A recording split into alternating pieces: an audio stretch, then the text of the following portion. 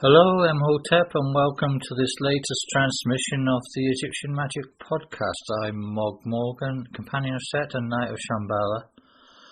Please do continue leaving the feedback or queries either here or by finding me in the usual social media channels, Twitter, Facebook.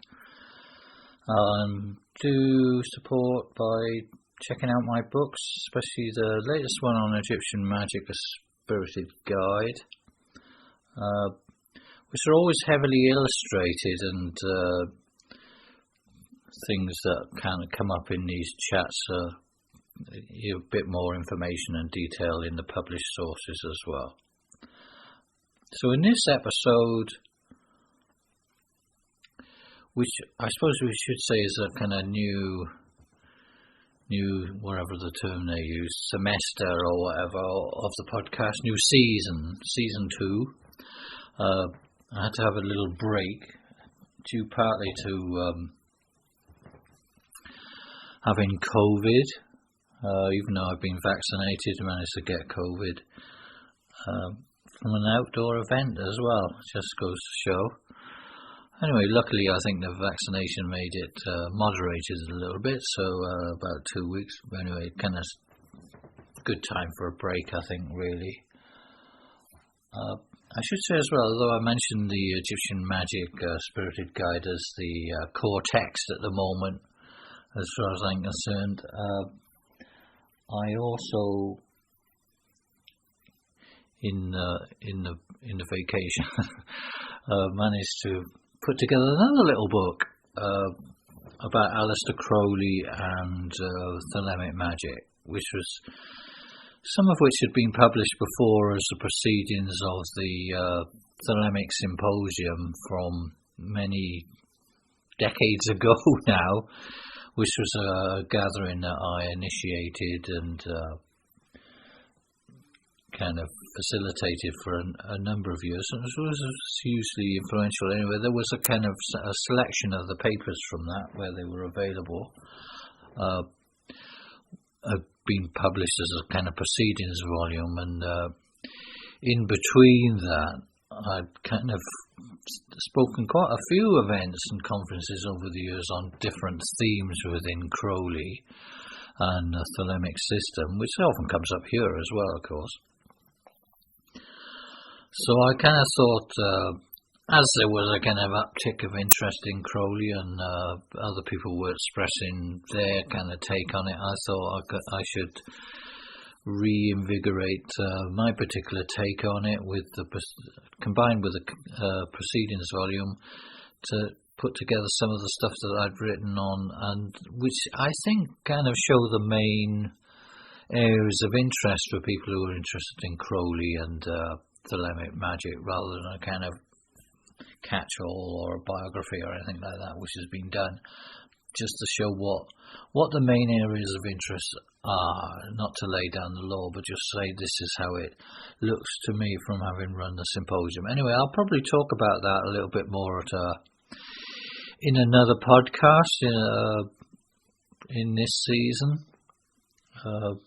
But today I wanted to talk about the goddess Hathor, if you like.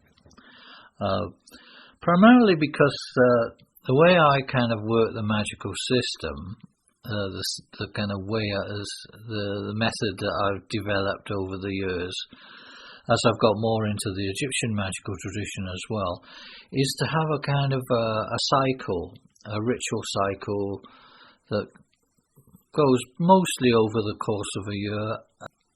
Some things come up less frequently, but they're still part of a cycle. There's the cycle of the month as well, of course. All these important cycles and epicycles.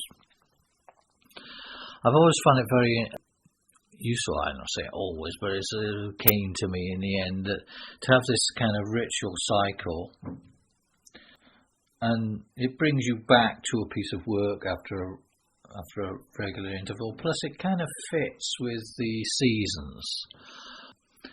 Or that's the kind of thing that one discovers. If you work this cycle, I would suggest that I've got a cycle. I mean, there are other bits and pieces that I add to this.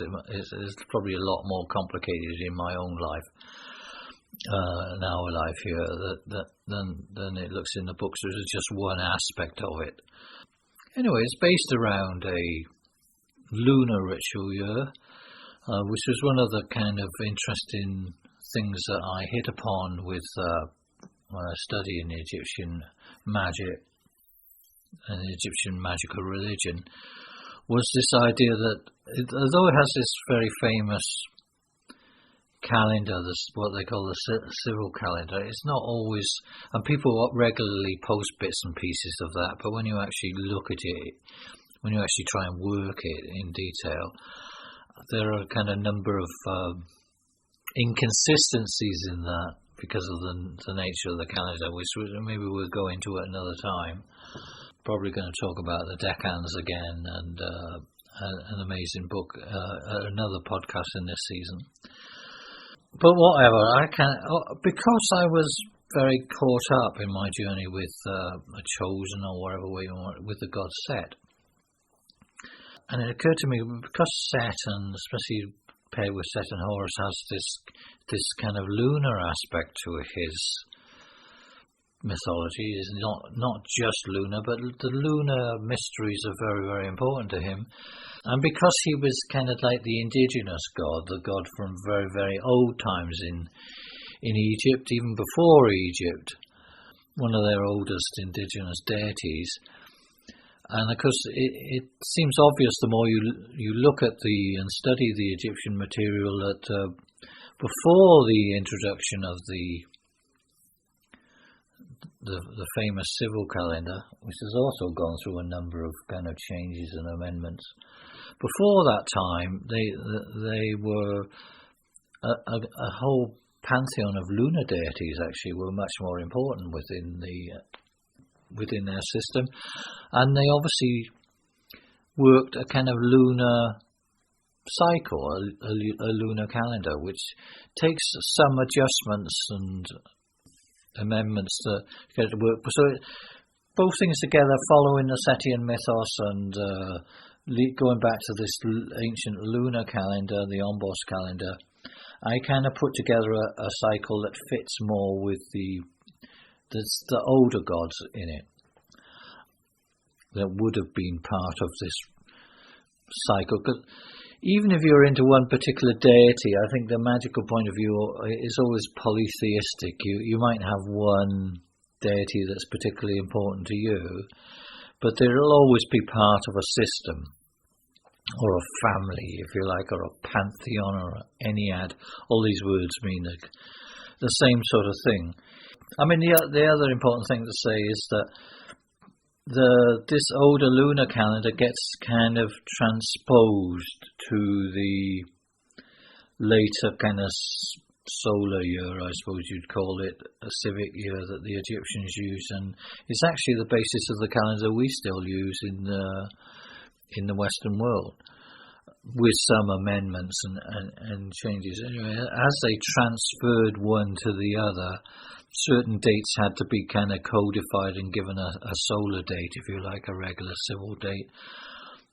But the traces of their lunar connection are often still there. I mean, just for the fact that the month itself, the name month in English comes from a word meaning of the moon. So it leaves its traces, although obviously the first day of our civil calendar doesn't begin on a new moon as it would have once have done. So there are certain kind of things to do. I should say that the lunar calendar, obviously from Egyptian records itself, was never forgotten. There were always experts in the temples who understood the actual passage of the planets and the moon and everything, and could calculate that quite accurately. And sometimes they record things in dates from both systems, which is how we know the lunar calendar was still functioning for certain things, for rotas of priests and all sorts of other things. Anyway, it's a complicated subject in itself, but it's known and it's there. It's not always obvious, and it's not written about in all books, and sometimes its significance is played down. But given that we're doing this kind of postmodern thing of reviving ancient ideas, and we're reviving the cult of Set. We're going back. Elements of how we do this take us back to the beginning of Egyptian civilization, which is the point in which I think it is interesting to connect with it. And also we'll find quite a lot, really, probably already, but it will certainly come up, that we learn things from this cycle. It points us to certain things that are actually happening in nature and in the star system around us, which is so important to all of this. In the system I follow, the lunar system I follow, this is the third month of the year. It's the third month since. And the third month of the year often has this invariable connection with the goddess Hathor. Hathor is often connected with the third month, although just the complicated things, because of that business of mapping one system onto a newer system. Sometimes Hathor is given the fourth month of the year. The months have kind of moved around a bit or got jumbled up, if you like, in the process of the ancient calendar reform. But whatever, for me, following the lunar system, she is sacred to the third month of the year, and the month is, in Egyptian, is actually named after her. It actually just has her name, Ether or Hathor, which is a kind of direct reading of the name Hathor, really. So she's a very, very old goddess, one of Egypt's oldest, and connected with a lot of very, very interesting things. I suppose because of the popularity of the goddess Isis, which is certainly in the ancient world was one of the most popular international goddesses, the first international goddess, some people say. Isis is a kind of later development, really, of, I suppose you'd say, of the Hathor cult. She assimilates all the other goddesses into herself, which some people see that as a, when they talk about Isis of many names, they're kind of really referring to the fact that any goddess that existed gets assimilated to her cult. She has her own roots as well, which is different to those of Hathor, but are still, traceable to quite old times. But obviously, as time progresses in the Egyptian culture, Isis becomes more and more popular, and people are synonymous with every other god. So often, some of the attributes of the goddess Hathor, who's shown with sometimes as a kind of as a cow goddess, with this kind of horned headdress. Suspended in between is the disk of the sun. So, which doesn't necessarily mean she's a kind of solar goddess, but she's got some important role in mythology with the sun. She kind of, if you like, she reflects it through the disk, and she kind of manages it, and she has certain important roles to take in supporting the solar god Ra. And this function, in connection with the god Ra and in the mythology of Ra, is extremely old. I know everything in Egypt is extremely old already, even if you go to the end point, but a timeline, if you like, a recorded timeline of about 4,000 years when it was active as a magical religion, but there's obviously things happening before that as well, which take us back another few thousand years, perhaps longer. And in that kind of nameless eon, if you like, this kind of pre-dynastic, sometimes they call it, Hathor still seems to be playing an important role.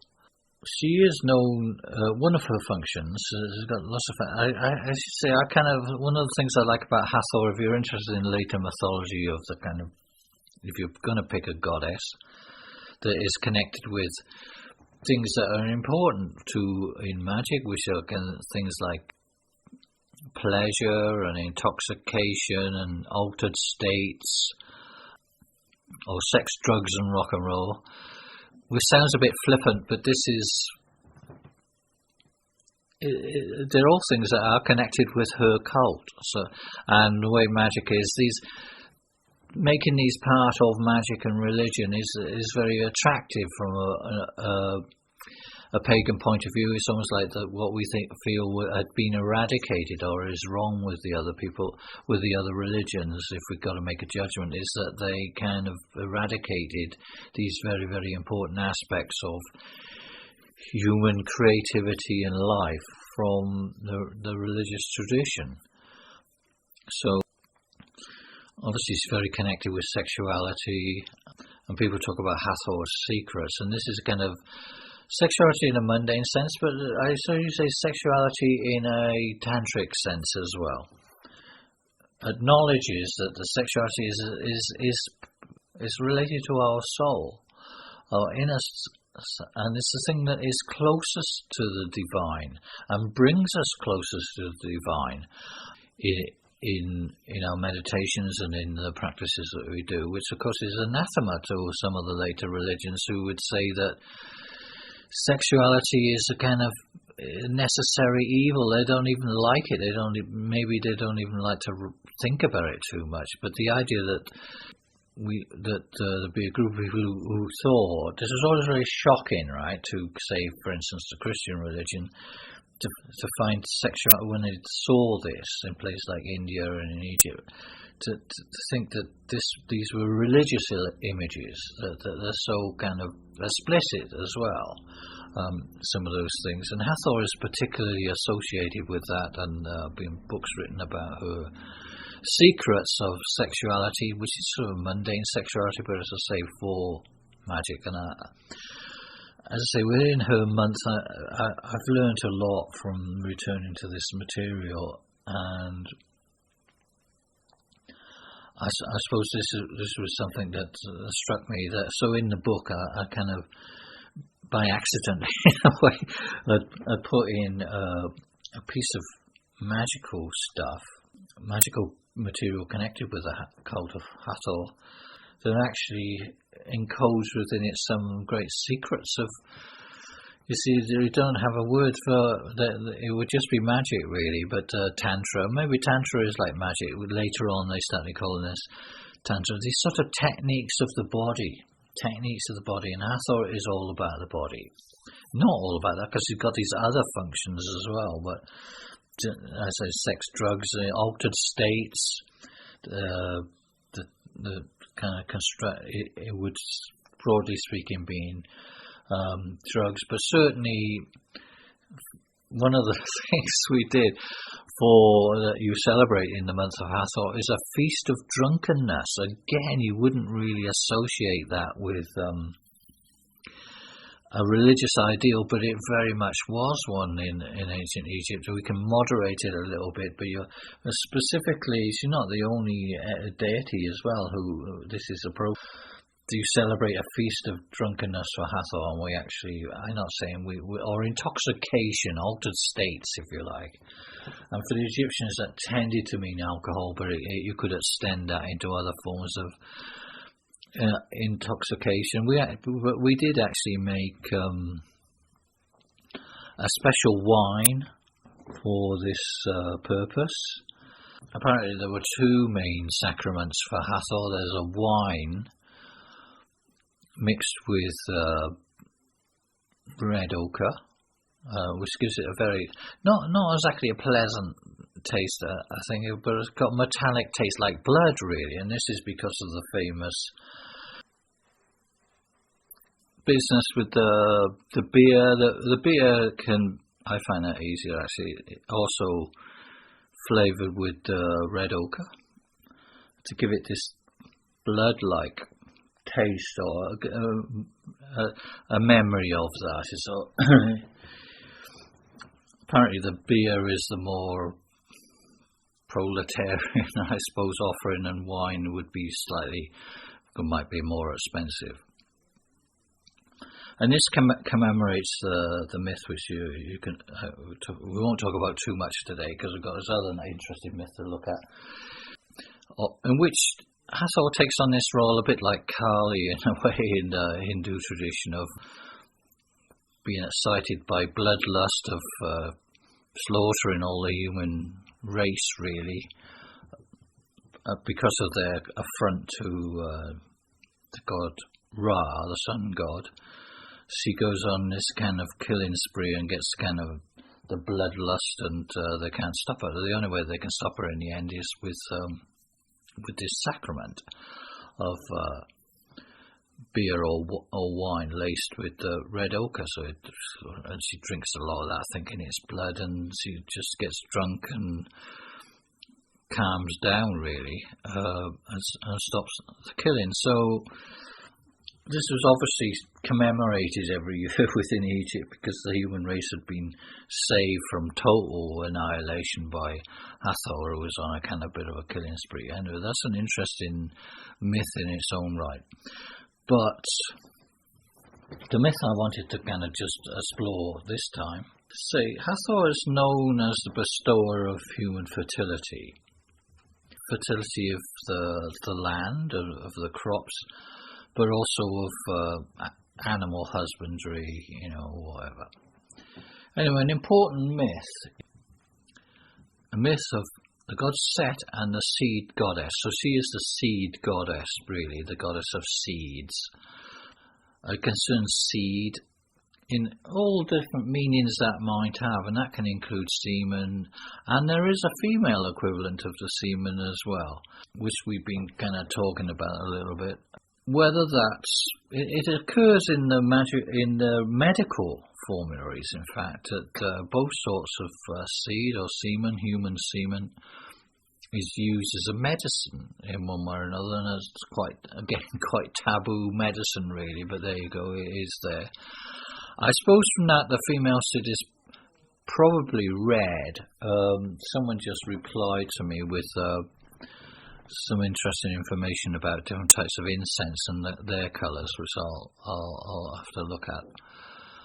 But certainly we're probably talking about the white and the red, essentially, and the belief that the conception of a child is engendered by the mixing of the male semen with the female menstrual blood, but as it's the menstrual retained rather within the womb before. I think you can see how they might think, well, they know this substance exists, a different type of blood, really. That is somehow, it's obvious it's connected with conception. That's where it all takes place, but it's also expelled every month. So in a sense, you could see that as a kind of female equivalent of the seed being expelled from the body. So she is a seed goddess. There's a whole spell, in fact, and before you work the spell, you have to know the historiola, the kind of story, if you like. So a spell and this is quite an old spell. It's not it's far older than the PGM. It comes from the Ramessid period, as far as I know, an old papyrus. So you have to have the story first. You get the story, and then that tells you the kind of raison d'etre of the whole thing, why you're doing it, and then you get the kind of the spell itself. Once upon a time, the seed goddess Hathor, she took a bath on the shore in order to purify herself in the oasis. And the god Set was out walking, and he saw her. He saw her jewel-encrusted girdle. He saw her bare bottom, and it turned him on. So he mounted her as a ram mounts a ewe. He covered her as a bull covers a cow, which is probably the main way of thinking it.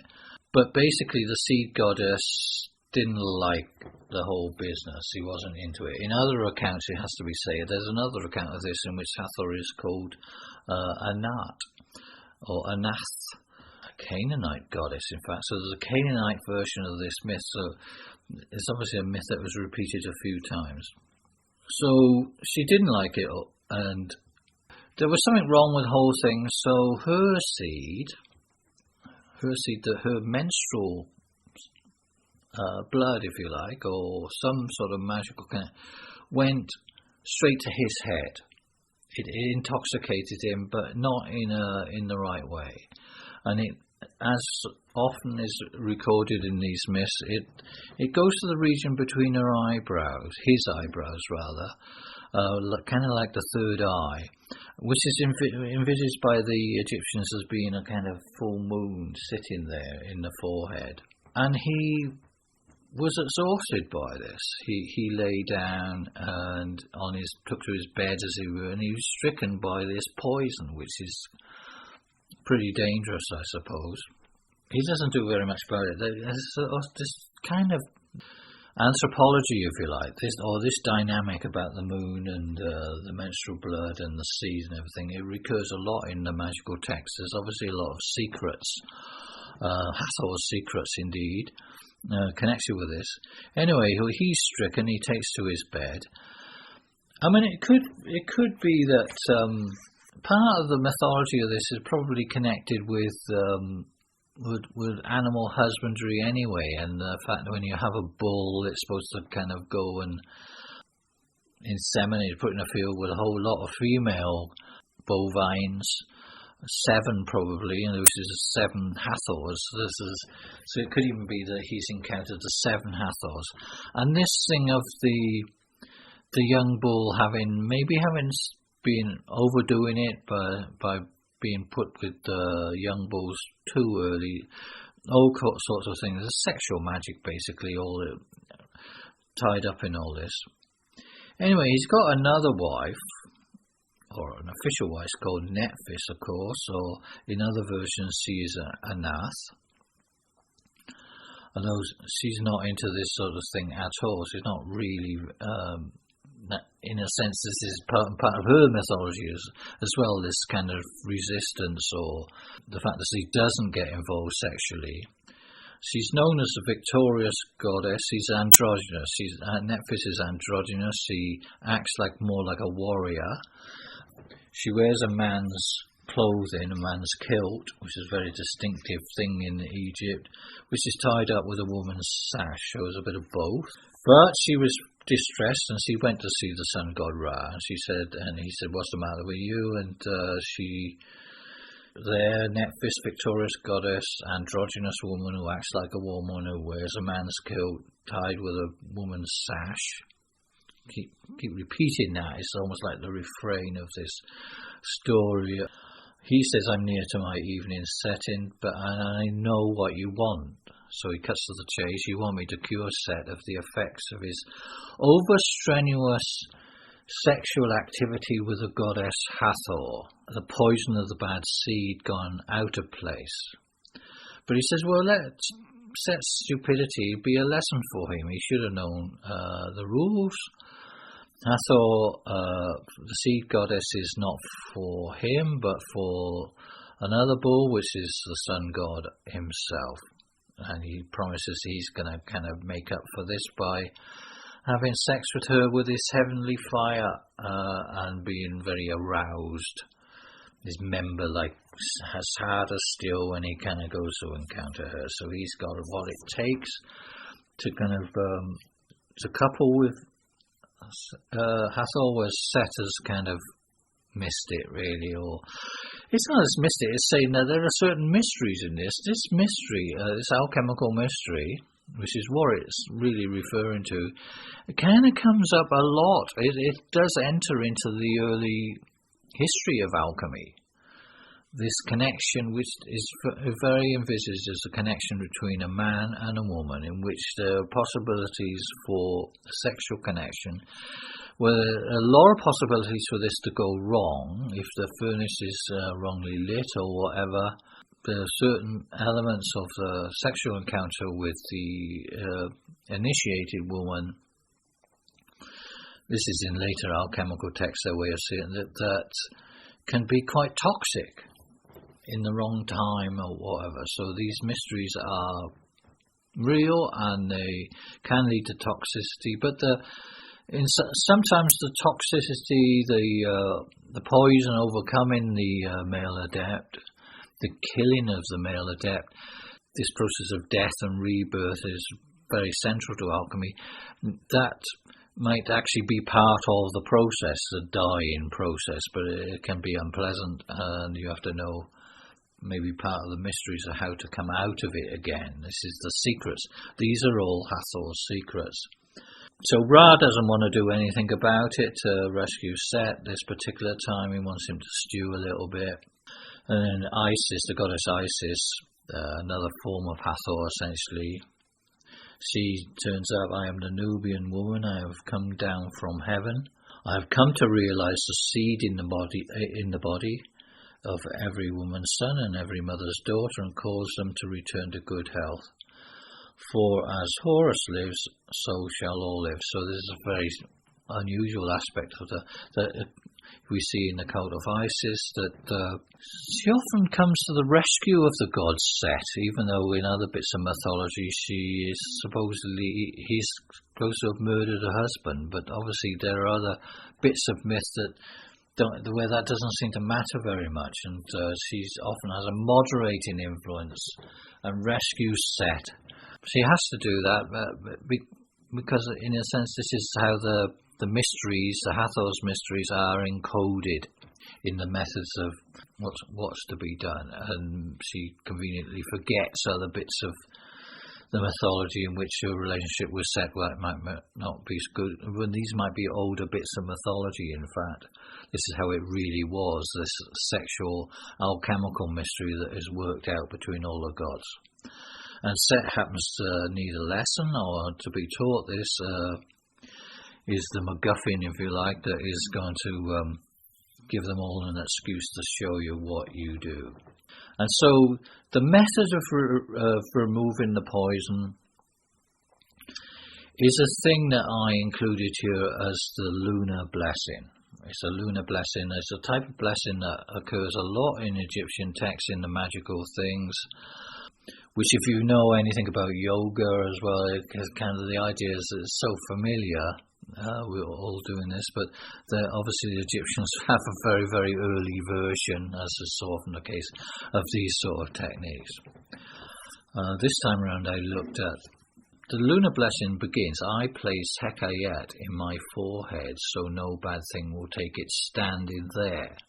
I must admit I'd kind of slightly forgotten what Hekayet meant. Task this time round was to kind of do a bit more research, dig it all out again and find out who Hekayet was. I thought it might be connected with the headdress. That's one possibility. The name might be to do with the headdress. The headdress of the god Ra, as one of her functions, obviously she has this solar headdress, and this personification of the headdress and of the mysteries of the head are very much her role when it comes to her relationship to the god Ra. So it begins, say, I place Hekayet in my forehead. One possibility is that Hekayet, which is the name of a goddess, that occurs many times in, not many times, but several times in several other texts as well, so she's not completely unknown. The name seems to be related to the word Heka, in fact, which is the name of magic, in the literal sense of the making of doubles, the making of images. Hekayet, so it could be magical one.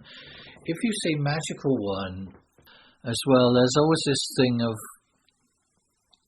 the Isis is one of her things is as specifically related to magic. So it could be just another, it could be a name of Isis, Hekayet, the magical one. It can also be Hathor, of course, which is given that Hathor is in the story, but it's really Isis kind of working the mysteries of Hathor here and putting right some of the things that have gone wrong in this sexual magical ritual that Seth and Hathor have engaged with. And there's quite a lot of interactions between Hathor and Seth, but they often have this ambiguous quality.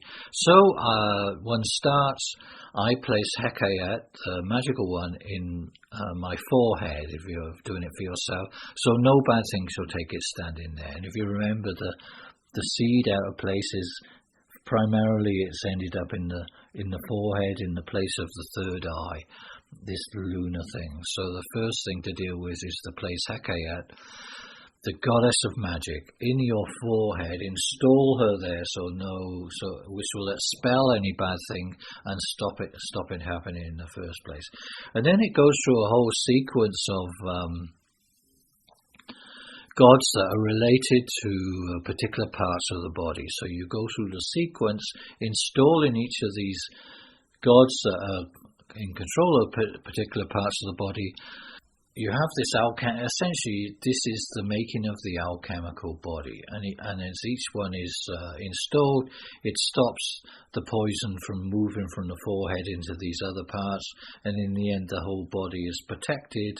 It's a very, very interesting and important magical practice of installing gods and goddesses and taking on the alchemical body. And in fact, in the later alchemical texts, when they talk about this idea of breaking the body down into different regions and parts, and the fact that Osiris, but also the alchemist, is poisoned in each of the different parts, or it's that the knife cuts into the different bits. These are the inner meanings, really, the Hathor secrets behind a lot of Egyptian mythology. What is the making of the alchemical body? And as I say, there's a long liturgy, which I'm not going to repeat it all. You place Hecate in my forehead, I place Horus in my eyes, so no bad thing will take it standing in. I place Kenebjor, the breeze sniffer, in my nose. Beware lest she extinguish the north wind in the presence of the great ones. I place Anubis in my lips, so no bad thing will take its stand in there.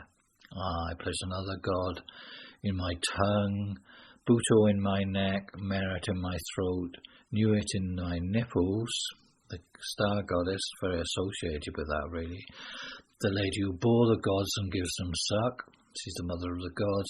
Montu in my arms.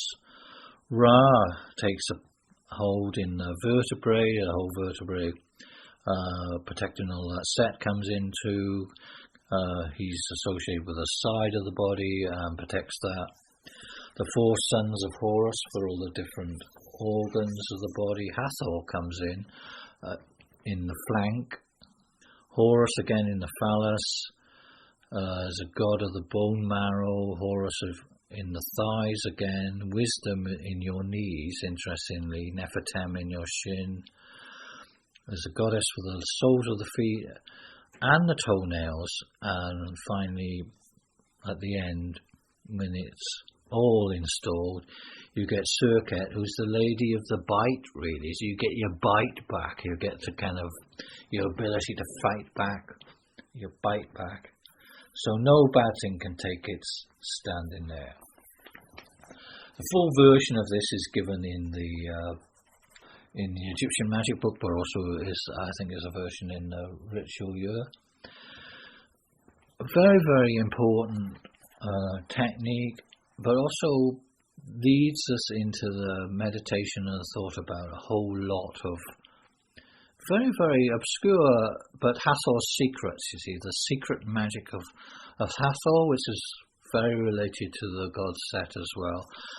The whole mysteries of alchemy and alchemical magic and sexual magic, which is a surprisingly common theme within Egyptian magic if you know where to look. And I hoped in the book, in Hathor's month, that this was a good time to think about that. So definitely something to meditate on and to practice and to think about. You can certainly do the practice by yourself, the installation. As I say, you have to do the experiments as well to kind of reconstruct these things and beware of the pitfalls. And that is one of the known main pitfalls, is the potentially toxic nature of the sexual encounter in terms of physiology and how that has to be managed. And this is, if you think about it, one of the key themes within alchemy as well, the medicine, if you like. Anyway, that's more than enough for this first episode of the new season, exploring some of the magic of the goddess Hathor, and I will actually come back to her in a later podcast when we talk about the decans, because there's a hugely important role there too. We're at the end of the month, and we're almost ready for a new month connected with Osiris, which is, some of this is related as well, as must be obvious, in the month of Joiak. Go wise and Senabti.